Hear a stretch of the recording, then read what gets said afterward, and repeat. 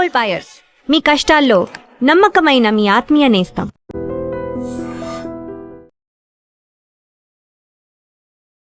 నమస్కారం, welcome to I dream.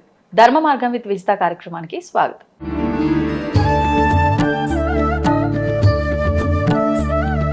కాళ్ళు ఊపుతూ కూర్చోకూడదురా, అలా కూర్చున్నప్పుడు కుదురుగా కూర్చో అని చెప్పి, ఎందుకు నువ్వు చెప్తే నేను ఎందుకు వినాలి అనే పిల్లలే ఎక్కువ ఉన్నారు.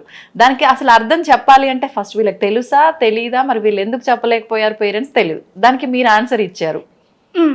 మామూలుగా అండి కాళ్ళు ఊపితే ఏంటంటే సహజంగా శాస్త్ర ప్రకారంగా అంటే నేను లక్ష్మీదేవికి నచ్చదురా సో ఊపొద్దు అంటారు. అదేంటంటే భయం పెడుతున్నారు మనని.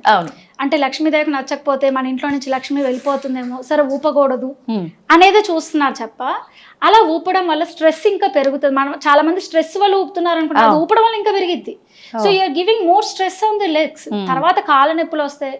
దాంట్లో గూగుల్లో కూడా ఏదో టెర్మినాలజీ ఉందండి, సంథింగ్ ఏదో ఆ ఒక ఇష్యూ ఉన్నవాడికే అలా జరుగుతుందంట. అండ్ లిటరల్ ఇప్పుడు మీరు ఇక్కడ కూర్చున్నారు, నేను ఇక్కడ ఉన్నాను, నేను మీ కళ్ళ ముందు కాలు ఊపుతో మాట్లాడుతుంటే మీ ఫీలింగ్ ఎలా ఉంటుంది? చాలా డిస్టర్బెన్స్, ఇరిటేషన్. అండ్ ఇంకొకటి you feel I'm not respecting you.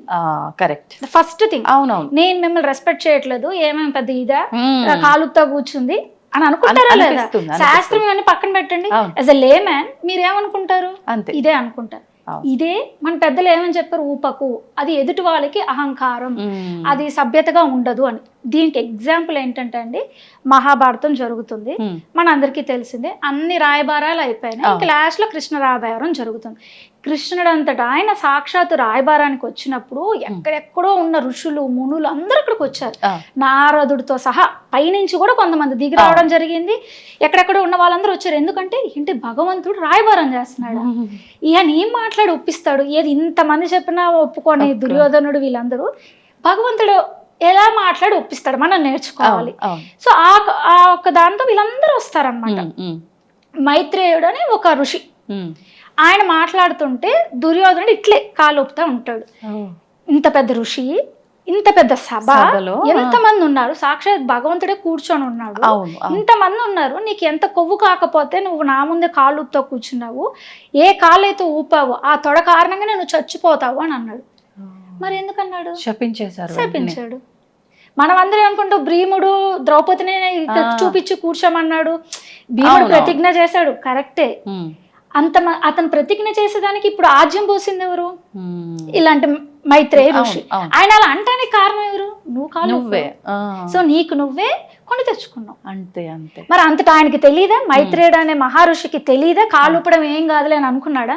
అనుకోలేదు, అదే పనిగా చెప్పించాడు. మరి అంటే కాలు ఊపడం ఎదుటి వ్యక్తికి అహంకారంగా కనిపిస్తుంది.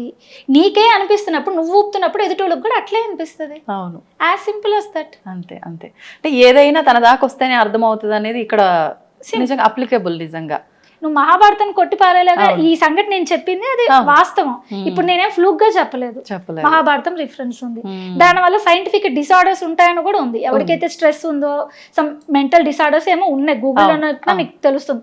అలాంటి వాళ్ళు ఊపుతారంటే because of the relieve the stress అని అంటారు. ఇప్పుడు మీకు నాకు ఏం స్ట్రెస్ ఉందో ఊపుతున్నావు? అవును, ముందు స్ట్రెస్ పోగొట్టుకునే పని చేయాలి. కానీ కాలు ఊపడం వల్ల స్ట్రెస్ పోతుందంటే ఈ రీల్ కింద ఒక్కొక్కరు కామెంట్స్, కేసీఆర్ గారు ఊపుతాడు అందుకే బాగా డబ్బు ఉన్నాడు, అంబానీ ఊపట్లేదు. మరి నువ్వన్న ప్రశ్నకే కేసీఆర్ ఊపాడు అందుకే డబ్బున్నోడయ్యా అంటే నేను ఊపితే లక్ష్మీదేవి పోతుందని చెప్పాను కదా.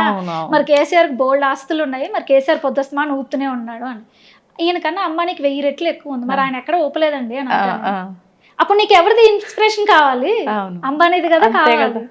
అంటే తప్పులు వెతుకుతారు ఎంతసేపటికి.